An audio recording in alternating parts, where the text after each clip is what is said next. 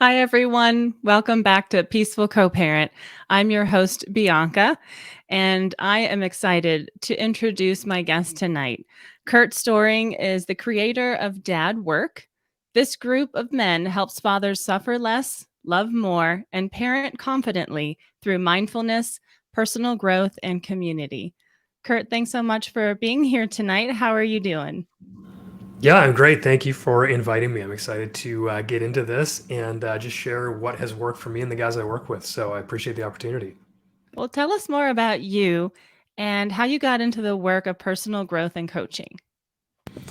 Yeah, so this was born out of my own necessity in many ways. I became a father young for today's standards, I guess, sort of early 20s, and had no idea what was going on, what I was doing, and was married as well at this time, a year before our first son, and just found that I was terrible at it. Like really, really bad, and I was angry. I couldn't communicate well. I was getting into fights all the time with my wife. I was being upset at my child when he would walk in my office because I was working at home. And my days were filled with yelling and then feeling guilty for yelling and having no idea how to fix it.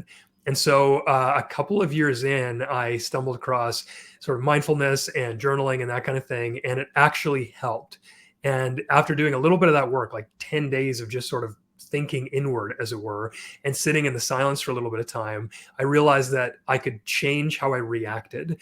And that was the impetus. That was like the first thing that got me on this path of, oh, I can actually fix this rather than guess this is life and I'm just stuck here. And so over the course of what's now been like probably a 7 year journey, I learned quite a lot of what to do and I learned quite a lot of what not to do. And I was talking to a friend on a car ride to mountain biking in Utah. And he's like, man, what's a big vision here? What do you want to do with your life? And at the time I was doing internet marketing. I said, man, I think I could see myself on a stage talking to dads and just helping them because I suffered so much. And if I can take my 7+ years and however many thousands of hours and dollars journey and just give it to guys like right now, I think that would change the world.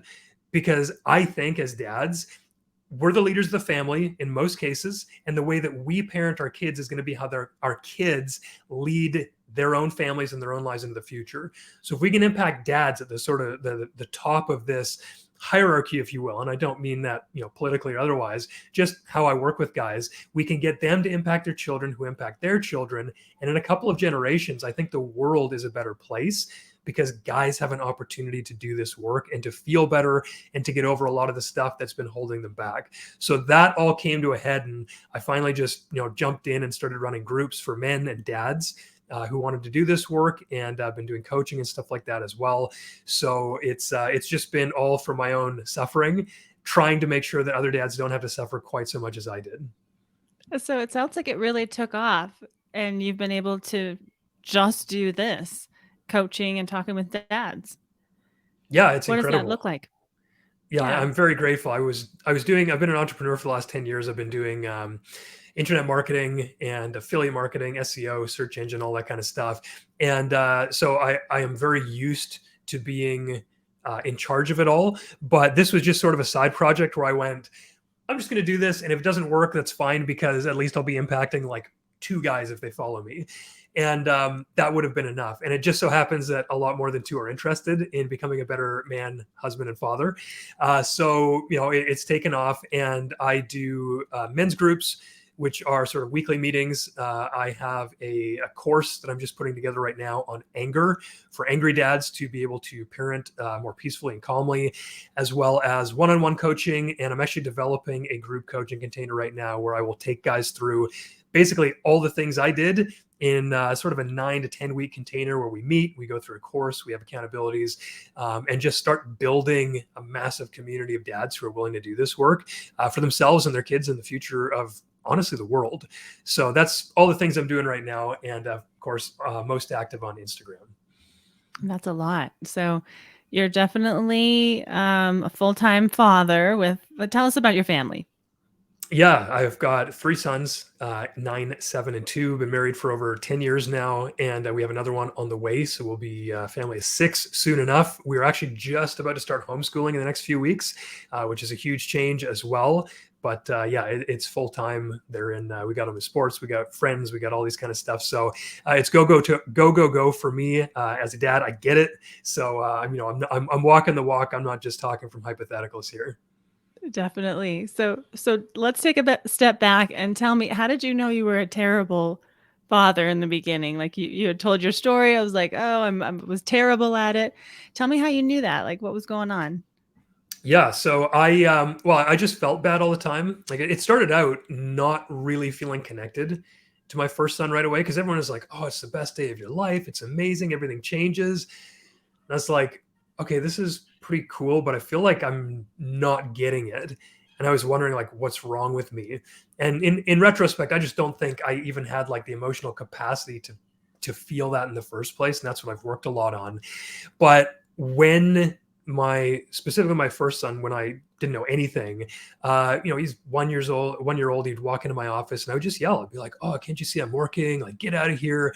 I'd be mean and I'd be short and I'd be, shaming. And I knew like that my conscience told me that this was not okay. And then I could see it would upset him. And then I would yell at my wife and I'd fight with my wife. And like, I'd go to sleep just knowing that or thinking that I just needed to be punished because I'm so guilty for how I have acted. And it just repeated every day with no end in sight. And so, like, the day to day was so painful for me to just wake up and go, "Oh, another day." Like, what terrible thing am I going to do today? And I would just look forward in a negative sense to when I would screw up because it was every single day, every single moment. I would just feel terrible. So for me, when I'm working with guys, it's like, there doesn't even need to be like the one big thing that's wrong. It's just like when you wake up feeling terrible, even though you've been gifted with being a father, which should be this amazing thing in your life, that's a pretty big red flag. And so for me, it was like the underlying current of just not liking life. And that felt really depressing and like not hopeful at all. So it was just like literally daily actions of yelling, apologizing, but never actually doing any better was my reality. And so like I couldn't connect and I couldn't do the things that I wanted to do. And at the same time, I was kind of going like, I can't wait till he's 5 or 6 or 7. I can throw the ball around and actually be a dad.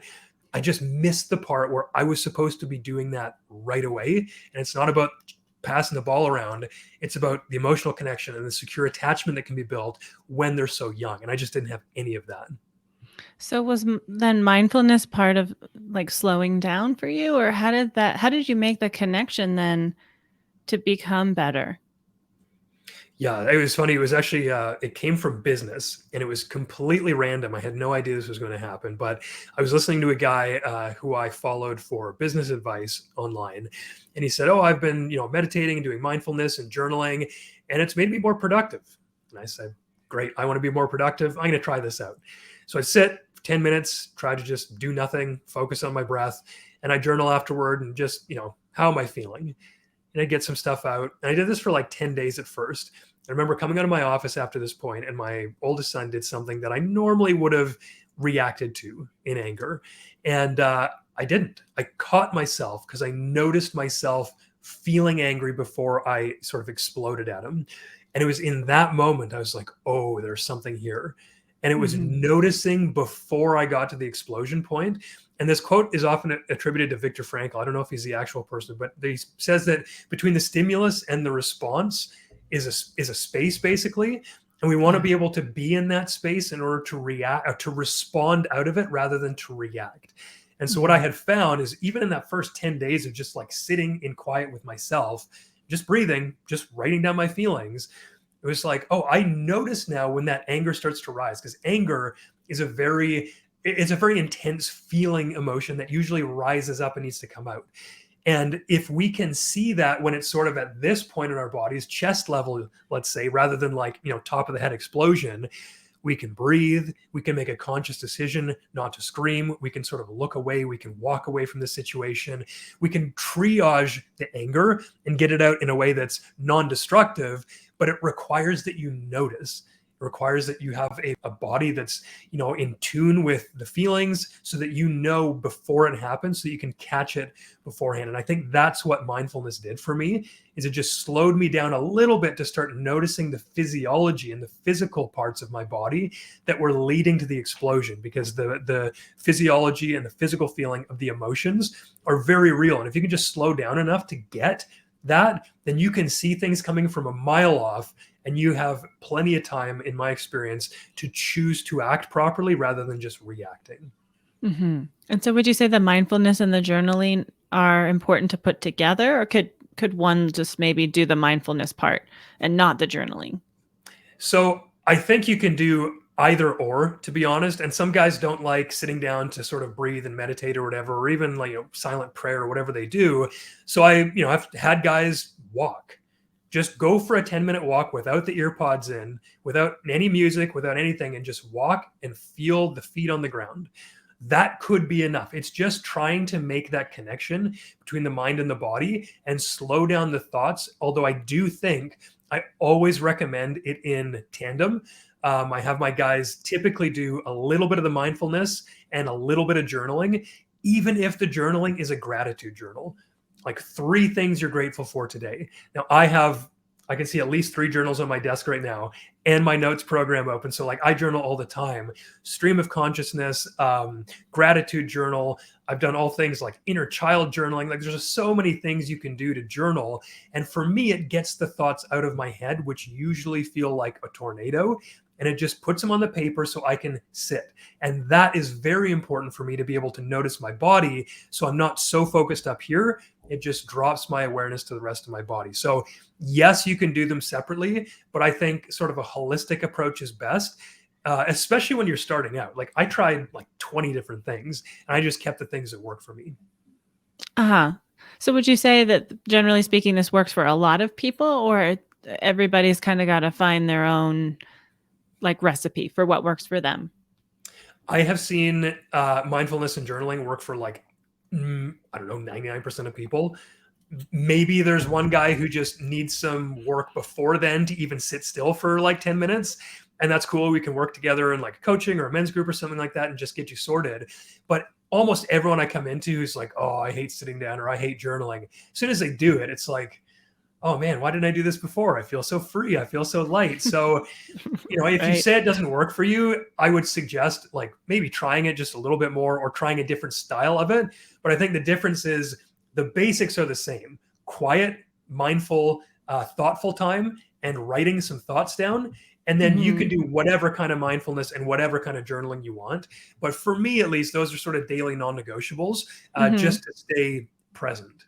So 10 minutes, is that what you would say? 10 minutes a day to start. Yeah, exactly. And look, if I tell guys all the time, if you don't have 10 minutes a day, you need like 10 hours a day, because you need to slow down, right? Like you should be able to find 5 minutes here and 5 minutes there, or 10 minutes in the morning, whatever the case is. And even just that little 10 minutes, it also creates the thought process in your mind going through the rest of the day, going, oh yeah, I meditated, or I was mindful, or I journaled. And I should probably keep doing that throughout the day a little bit. It just keeps you going from that first 10 minutes. And I find that having a daily habit, whether that's a check-in with a buddy, whether that's like an accountability system where you pull up your habit tracker on your phone, or whether you just do a 10 minutes in the morning of this, it bleeds through to the rest of the day and the rest of the week, where you're constantly thinking and reminding yourself that, oh yeah, I'm the type of person who takes the time to think about this kind of stuff. So you sound super centered now after like so many years of doing your own work. But do you ever mess up now with your family, with your kids, Of course, or yes. Yeah, and that's the thing that, like, I share this stuff on Instagram and on my podcast all the time, and like, here are my mistakes. Like I shared one on my podcast. I had a whole podcast about a couple months ago. I had gone so long without yelling at my kids, and you'll raise your voice, but I used to like scream at them, and I was mean. I was just straight up mean. So when I go through a year or two when I'm just like mostly chill, a couple of raised voices, like, hey, it's so good, and I can hardly believe my life. And so at the time I snapped, and I yelled at my oldest son because, the baby was in my arm and they're kicking each other and all this kind of stuff. And I yelled. And I have a podcast about this where I share about this because it's so important to realize that you don't like transcend and get somewhere. You don't just like automatically become better. But for me, I don't even look at them like, oh no, I messed up. They're like speed bumps. They're not like sliding back down the hill.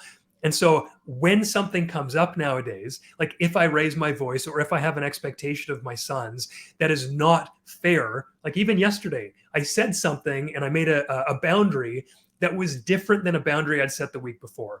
My son was angry about that. And I was like, look, we're going to deal with this, whatever. But about an hour later, I came back and I was like, hey, man, I get it if you were upset about that, because I did actually say something different than I did last week. And I don't like doing that. So I just apologized and I moved on. And beforehand, I would have been like, oh, I'm such an idiot. Like, oh, I ruined that. He's never going to trust me. Oh, how can I do this? But the difference now is like, first of all, I mess up less frequently, which is great. But when I do mess up, it's just like a thing. And then we get over it and then we go about our day and there's no charge left. And I think that's one of the greatest things is like, you could still, even if I did mess up every single day, and I'm not saying I'm perfect every day, but even if I messed up more than I do now, it wouldn't like uncenter me because I know that I'm good and I know that I'm doing the right thing and I know I'm moving toward the right path. And I think that's the long term of this work is the more you start to accept and surrender and hopefully, find who you are and be able to communicate and express that better, it becomes less guilt ridden, it becomes less shame ridden, and you can much more easily forgive yourself and others for little things that come up so that you can just keep moving forward because you know your vision, you know your goal, you know your plans. And, if it's a big deal, then you just sit and deal with it then, rather than what I used to do. And what I know lots of guys do is like, I'll just bury that. And then resentment builds and then you can't hold it any longer. And then you blow up. Right. Mm-hmm. So I just deal with it in the moment now and then move on. And that's taken a long time to get there, but it's absolutely possible. And there's a lot of hope in this work. So tell me about the name Dad.Work. Like, where does it come from? Why did you decide to name your business that? And then, just what does it mean? Yeah, so I joined a men's group like 3 or 4 years ago now, and the work that we were doing within that, they called it men's work, and it was kind of like, I don't know, emotions and mindfulness and all this kind of thing for men, because we don't typically get a place to do that. And I think maybe the work word appeals more to men than men's therapy or men's emotions or men's feelings. But it was all these things that were wrapped up in this, like, how do you become a better man? And that is, on the one side, being hard, being firm, being able to do all this stuff, getting stuff done, being like the driver and the leader, but also equally balanced with, well, like, how do you feel about that, man? Like, how can you communicate this feeling that you have to other people? How do you not just, like I just said a moment ago, push that all down and then explode later? Both of those things coming together, I think, are like peak masculinity.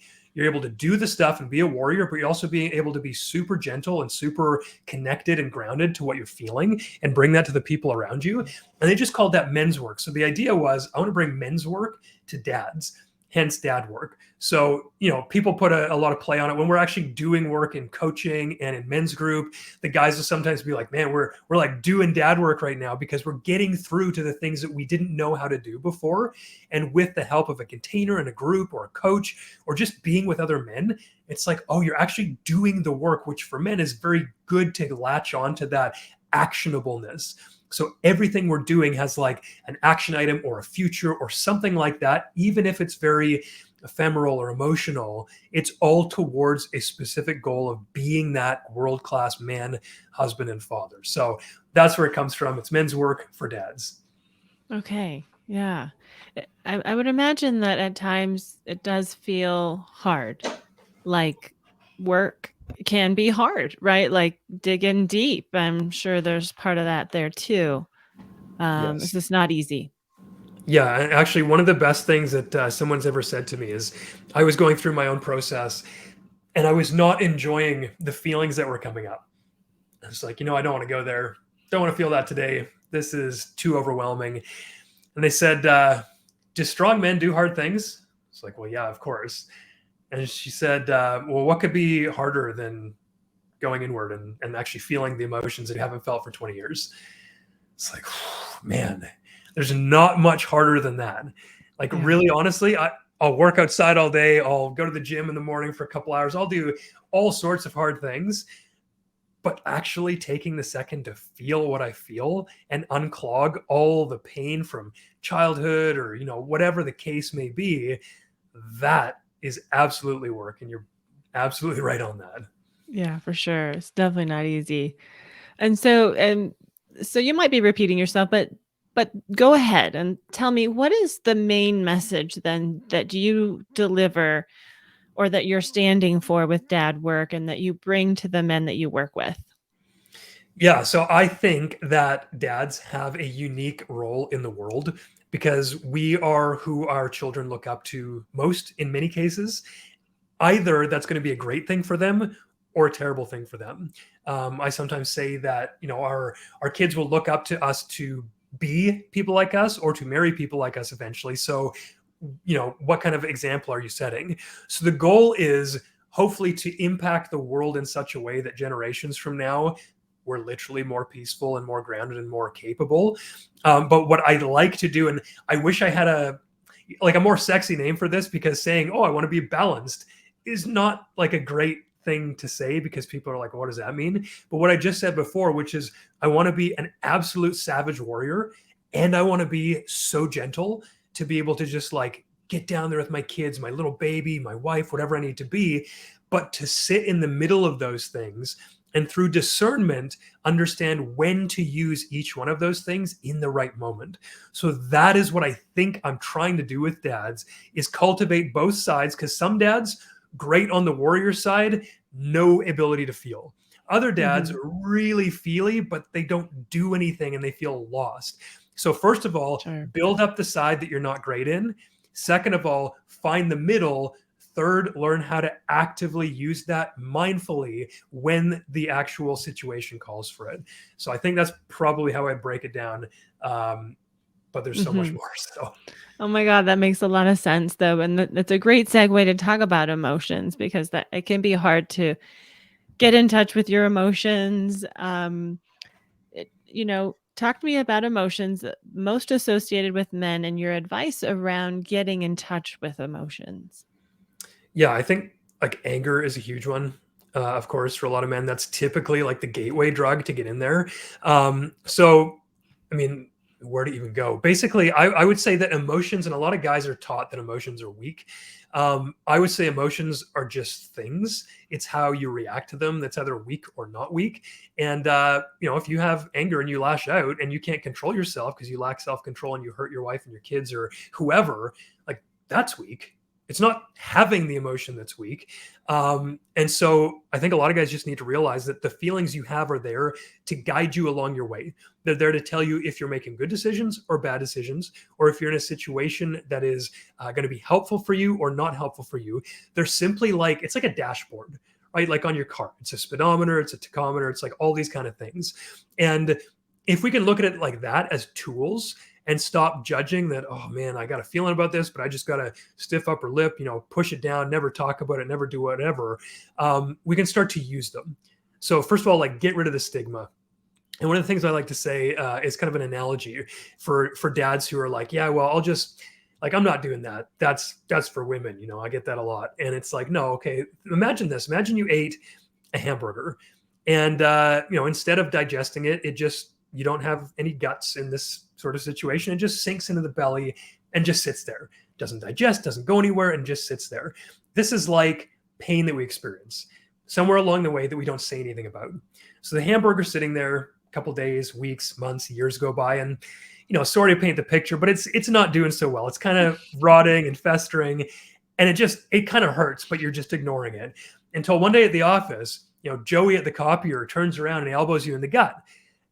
What's going to happen to that hamburger? Well, it's going to come out explosively somewhere, and it's not going to be a pretty picture, and everyone else is going to suffer the consequences for it. And I won't go into any more graphic detail than that. But the same thing happens when we suppress, or I should say repress, the pain or the emotions from our past and don't say anything. We're not digesting them.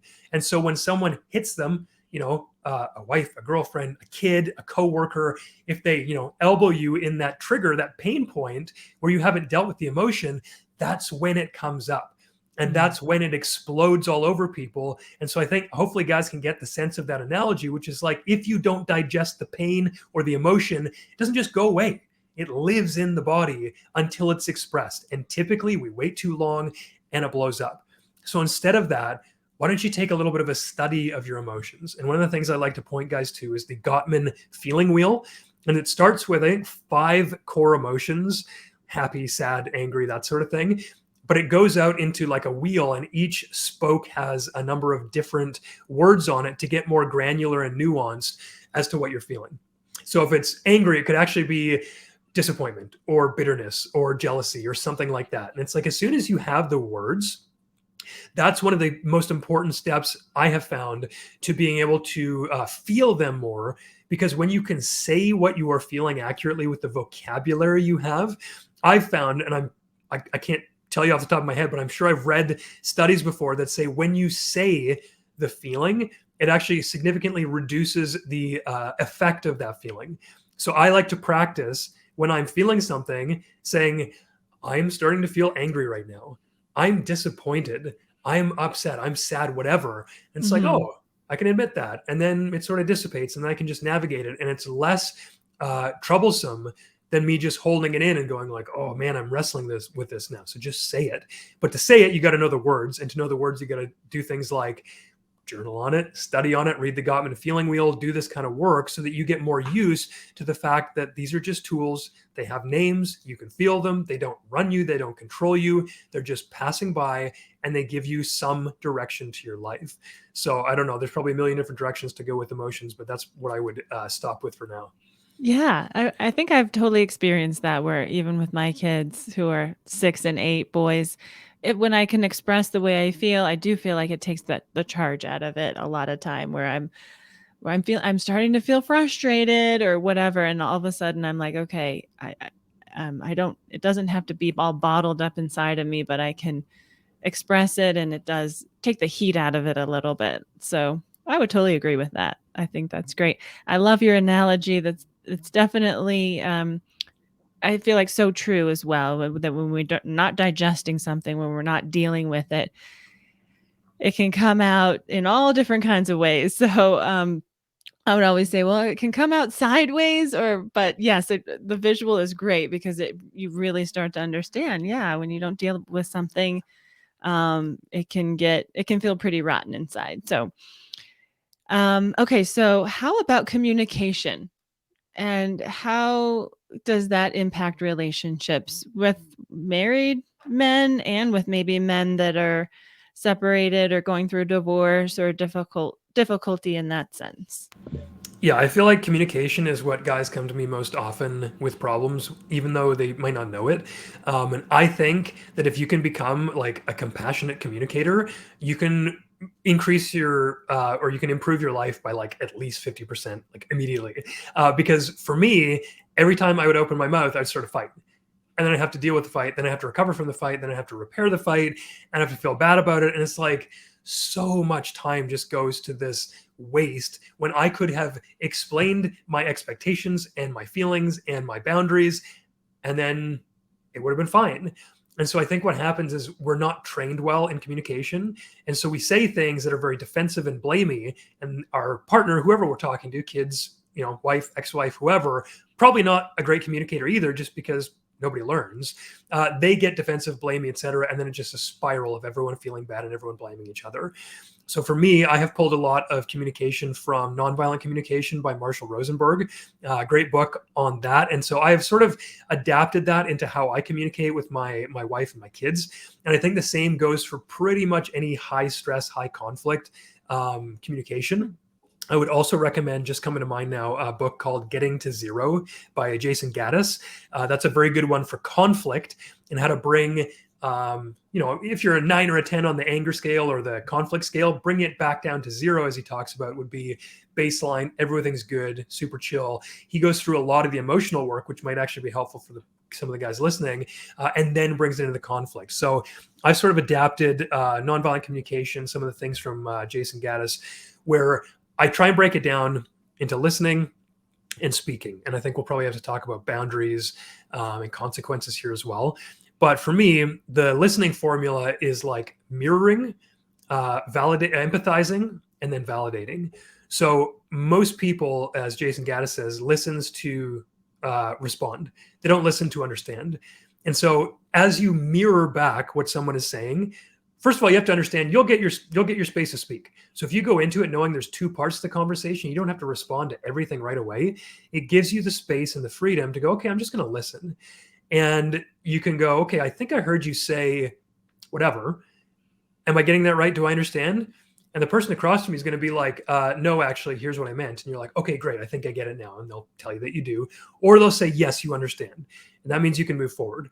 And once you do that, it's very helpful to empathize with someone and then validate the feelings that they have. So this is just good hygiene with kids, with wife, with ex-wife, with whoever, with coworkers.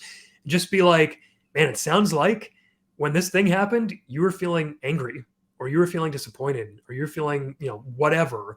And that's why the emotion talk is so important. First of all, because it's actually a communication tool as well. And it's a leadership tool. If you're in leadership at work and you can't do this, you're missing out on a huge level of influence. So it's not just family. And I think that helps a lot of guys get into this as well. So mirror, empathize, and then validation. It's I think as well from Jason Gaddis. He's a ninja at this kind of stuff. He says 3 words. That makes sense. And it's just a validation, because if you had lived the other person's life, every moment of it, and if whatever happened had happened to you, of course you would think that way, because that's just how their life has been. And it's not your life. So you don't have to feel that, but you can be like, oh, like I get it. That makes sense. Totally understood. You're feeling angry right now because this happened. I would feel that too. So that's the listening. They feel understood. You're good to go. Now in speaking, I always start with ownership. So what have you done to make the situation the way it is? How are you complicit in creating the conditions you find yourself in? So always, in all things, as a man, a husband, a father, a leader, everything, take responsibility. Like, I just assume that everything going on in my house is my responsibility, even if it's not my fault. And I tell that to guys all the time. The pain you're feeling right now, if somebody did something to you when you were a kid, your wife did something to you and now you're not together, it might not be your fault. But it is always your responsibility to do something about it and move forward, because nobody's coming to save you.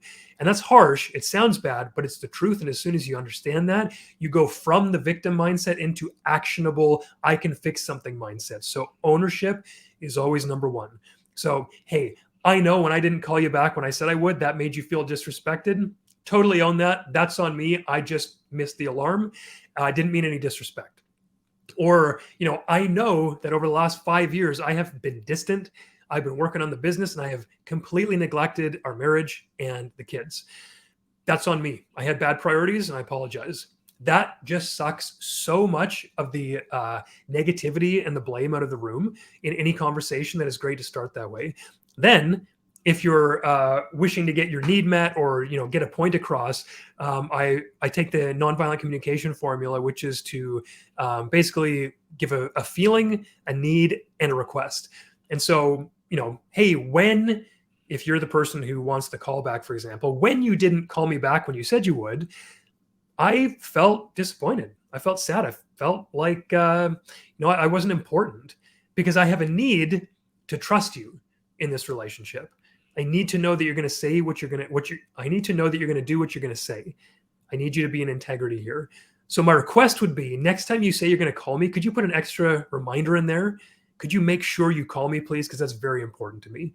And so you haven't blamed. You haven't made it the other person's problem. You just made a request based on things that are impossible to argue. How you feel and a need you have. So the feeling could be anything, but there's always an underlying need. Why do you feel that way? Oh, it's because I need to be respected, because I need to be able to trust my partner. It's because I need my kids to obey me in the house because it's going to be safer that way. It's whatever that is. So those are the two sort of pieces of the communication formula that I use. And then, of course, maybe we can get into boundaries. I don't know if you want to stop there for anything, but I talk a lot about boundaries too. So yeah, keep going. I want to hear it. Okay. So what I notice is that many men I was joking with a client of mine. I said, you're not allowed to say these words. You're not allowed to say it's fine this week. Every time you say it's fine, you have to do 10 push-ups, because he was just saying it's fine. It's fine. Yeah, it's fine. There's no leadership. There's no boundaries. There's nothing there. Everyone could walk right over him. Oh, that's fine. Because he could take it. He's a tough guy, emotionally aware. He could totally do it, but he just didn't set boundaries. And so many of our problems in relationship with kids and with partners or ex-partners is because we don't share or hold our boundaries. And I think of boundaries as things beyond which you no longer feel comfortable. So if your kids are screaming, that's cool because you're doing mindfulness practice, you're journaling, you're a dad, you're used to it, you deal with that. But when they start hitting, that's when you come in, because a boundary for you is, I'm not going to let my kids get hurt, especially by one another. We're a team here, whatever the case. Or let's say you want to go out for dinner, but the wife wants the husband to choose, and the husband's like, well, I don't know, can you just pick? And she wants him to set a boundary, which is like, oh, I want to go here, and I'm going to tell you where I want to go because I have specific needs, and I know that you want me to lead. So my boundary is, when you ask me, I answer. And if, you push on me, I'm going to say, no, I'm deciding. So, simple example like that. So when we can actually be mindful and journal, this is a great way to use your journal, by the way, is start a trigger journal. What I mean by that is, every time during the week that you feel triggered or upset, just write it down. Doesn't matter how intense, just write what happened, what feeling you had. And at the end of the week, go back and read it. What were the main categories that made you angry? Most of the time, those are going to be where you didn't stand up for your boundaries, where you let people do things without saying anything to defend yourself or your boundaries, and then you harbored resentment because of it. So I think boundaries are so important because it sort of allows us to be our own full human, and it allows us to start to establish an identity that's not dependent on what other people think of us or what other people expect of us. We can choose to be the person that other people want us to be if we like, but it's not dependent on that. So when you're standing firm in your boundaries, you know what feels good, you stop what feels bad that you can't take, and you stop disrespect coming in. And it also gives the other person the respect for you, because they're like, oh, I can't push them around. He knows who he is. He knows exactly what he wants. And sometimes I don't like that because it's hard to work with it, but at least I can trust him.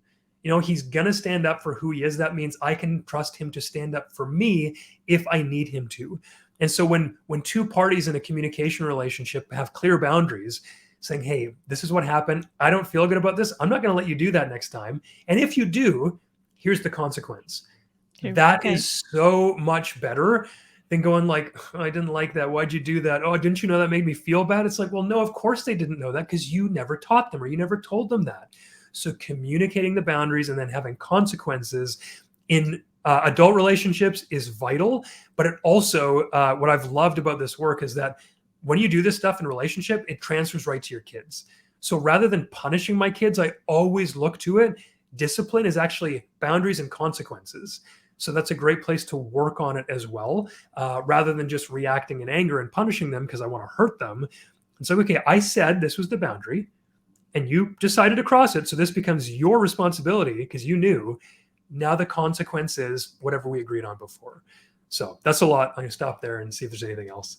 No, I love it. It's great. I love the idea of the trigger journal, because I think a lot of times when you're triggered, it's a learning opportunity. It's information about what maybe you need to work on a little bit more. Totally.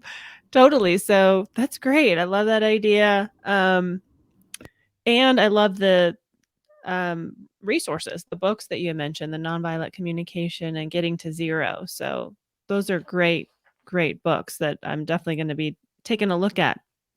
And so let's move into kind of the community that you've built. Like, what does that look like for, let's say, somebody who might reach out to you and be interested in coaching or, one of your courses, and then connecting with others?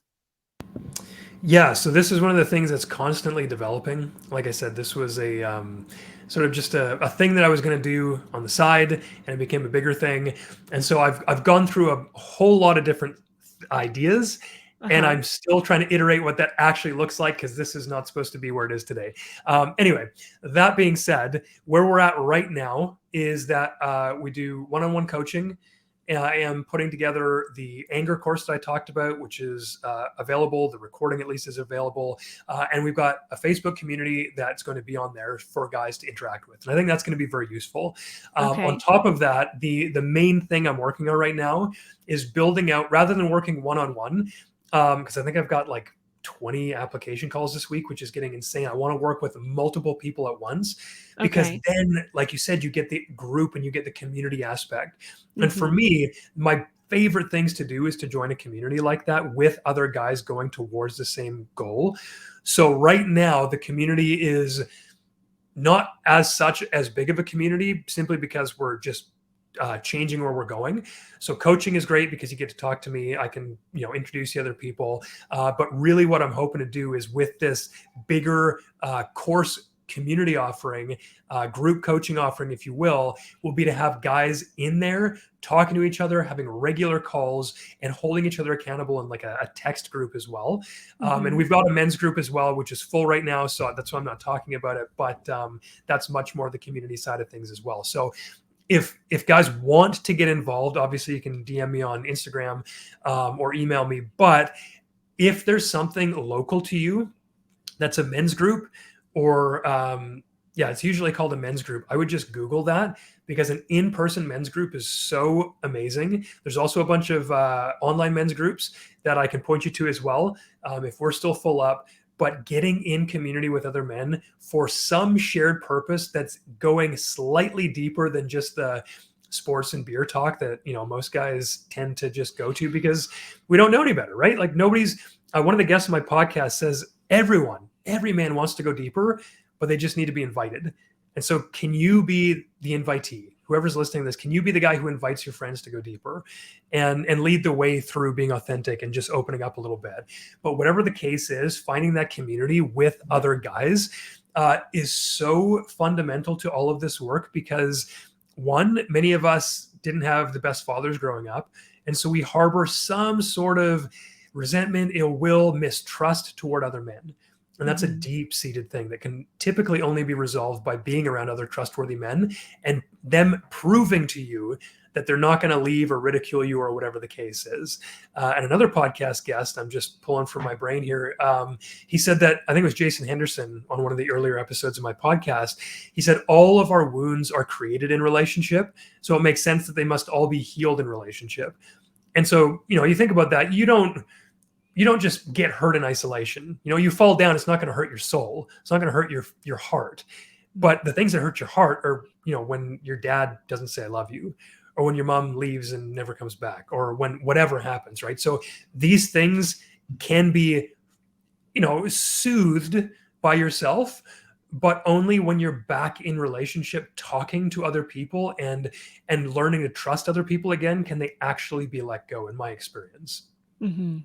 Why do you think it's so hard? I find that with even just women too, as we get older, we're busy, we got a job, kids, our own problems that we're dealing with, and sometimes it is really hard to really connect with someone where you're kind of up here on the surface, and what you had mentioned, beers, sports, weather, whatever. I don't know. Why do you think that's so hard to like really get connected with other adults? I think honestly, it's like a societal thing, and a training thing. And by training, I just mean, like, as we're growing up, probably don't have very many role models doing this. Mm. So, as you said, most people are focused on the job. Most people are focused on the things of the world, and it's a very independent culture. You just Mhm. got to make your own way. You got to have the nuclear family. You got to have your own white picket fence and your own single family house and all this kind of stuff. You're rewarded socially for being independent and a self-made man.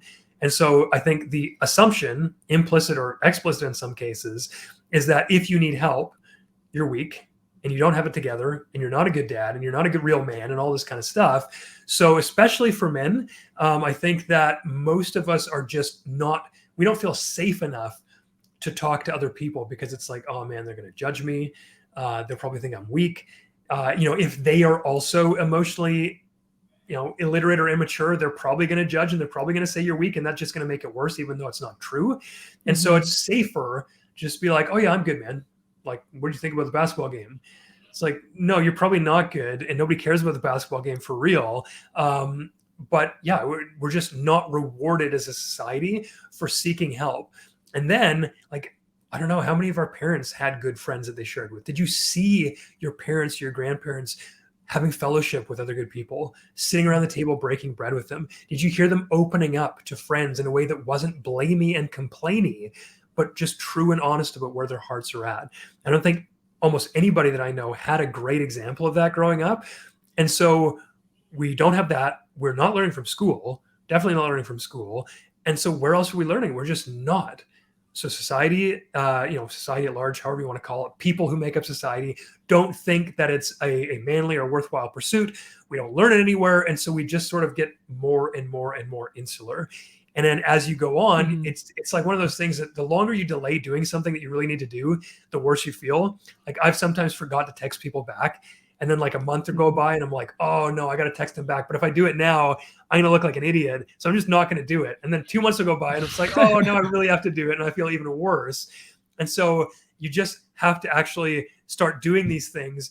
But if you haven't done them for 30, 40 years, you're just going to be like this shell, and you're going to be 40 years removed from actually wanting to have done it in the first place. And you don't have skills. You feel dumb. You don't know who's safe. And that's why having coaches and men's groups are so vital, because it's a safe space. And I use safe space carefully because, I don't care if people get triggered. That's good. I think I say thank you when I get triggered, not F you, because like you said earlier, it's a learning opportunity, but it's a safe space knowing you're not going to be shamed. You can have judgment all you want. That's fine. Judgment doesn't bother me. But shame is typically different, especially when we're talking about the interpersonal relationships like this.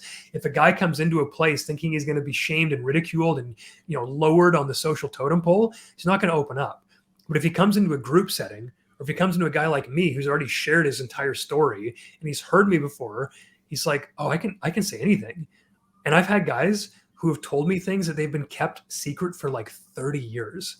Like, man, I've never told anyone this. And then they just, ooh, it's like they deflate from the pain and the suffering they've been caused, and they were able to let it go and drop off their shoulders, and then they can finally move on. Because, I don't like when guys get stuck in the past and they're just doing this work forever, because I think there's a point where you become good enough at it, you can start pointing forward. But it's very true that if you don't deal with the past, that can be a massive stumbling block on any path you pick moving forward. So if you're trying to move forward and you keep stumbling, it's likely you got to start in the past. And that is typically talking about it, journaling about it, getting clear on what you feel about it, and stopping numbing porn, video games, alcohol, weed, whatever else you're doing. Stop numbing it so you can feel it and then move on. So anyway, I think that's a lot of stuff wrapped up into one. Yeah, so what's that like for you when someone shares something so deep and personal with you? Like, Yeah, has it's honestly, I tell guys that suffering is not necessarily a bad thing when you can attach a meaning to it. Because for me, one of my biggest pain points that I had to work through from the past was the fact that deep down I felt like a 3-year-old who just wanted his mom and his dad to be there for him. And I held that identity for a long time into my adult life. And the way that that manifested throughout my childhood was that I learned not to be, not to take up any space. But I was exceptional at holding emotional space for people, because that's how I got safe. That's how I got praised. That's how I felt safe. That's how I didn't rock the boat. If I could just take what other people were telling me, if I could just take their emotions and try to be the peacemaker, at least nobody would yell at me. At least I wouldn't feel bad about myself, whatever the case would be in my life. And so over the course of my life, I became very good at holding emotional space for other people. It's just that that was wrapped up in the negative side, or the shadow side of that, which was like, I didn't know how to deal with my own stuff, because I was using this as a defense mechanism, not to feel the pain that it actually led to when I was a kid. So I had to do my own work to get through that. But once I cleared myself of the negativity of that, I still had the ability to hold all the space in the world, But I was like, oh, this is a superpower now. And so I tell guys, like, your greatest gifts grow in the garden of your greatest wounds. So don't just think about them negatively. If something bad happened to you, give thanks for that, because that's going to help you become the man that you need to be moving forward. And I can almost guarantee you that when you get through and heal that part of yourself, there will be massive, massive rewards in there and a huge gift. So for me, I'm simply good at it because of my own history and wounding, and that's great. But I was talking to a friend about this on another podcast, and he said, we're sort of holding the spiritual weight of our communities. And in the days past, it might have been a vicar in the church, or it might have been someone else. And in a world where people just aren't connected in that community like that, they're looking at people like me, and they're looking at people like this guy I was talking to, so that we can bear that burden for them, because there just aren't many leaders left anymore, especially leaders who are willing to take on the spiritual and the emotional side of this. So I take it as a great responsibility, to be honest. And I don't think many people do a great job of it. So I'm very grateful to be able to hold that space for men who otherwise would have nowhere else to go. I think that if I let myself do too many groups throughout a week, and I've stepped away from a project recently because it was so draining on my time and also my heart. It's like, man, I need to just be very careful that I've got this many coaching clients, this many people in the men's group, and no more. Because if I do too much, like, I've got a very high threshold, but if I do too much and it's too hard in terms of like guys are sharing everything with me, then I've got to do my own work, which means I'm in my own men's group. I have a couple of men's groups I go to. I have friends I can talk to. So it hasn't really ever gotten to the point where I'm like overwhelmed with it. But that's because I'm actively combating that by doing what I say the other guys should do, which is reaching out, being in community, making sure that I'm doing my mindfulness and journaling in the morning. So yeah, sometimes it can feel big, but it's also, I think, such a gift to be able to do this for men that I take it gladly. Yeah, you're walking the walk, and it sounds like you're really offering a lot of hope to the men that you work with. Yeah, Because well, it's that's something like, go ahead. I was sorry, I was just going to say, like, just shifting the perspective on some of the wounding, perhaps in childhood, and just thinking about it differently instead of as this weight around your neck or something that's been awful. It can be turned into something positive. That's what I heard. Yeah, totally. There's so much that can be done when you put meaning to it. And I think that's what a lot of guys need to do, is they need to get down into the weeds, if you will, go like, hey, what happened? Why did that happen? Can I forgive what happened? What can I learn from this? Who did this make me out to be? And if you like parts of yourself even a little bit, it's probably because your ego made these defense mechanisms from childhood or some other time. And now you get to reap the rewards of being able to have that, even if you learned it the hard way. And I think if we can get people to understand that the best lessons in life are learned the hard way, and that sucks, but that's just the way of it.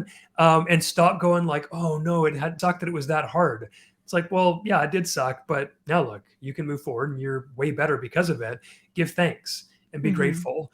And the hope that you just said, that's one of the most important pieces for me. Is I like calling guys out. I like calling guys up. I like being very, honest and upfront about things. But it's because I'm there to help them, and it's because I know just how much hope there can be.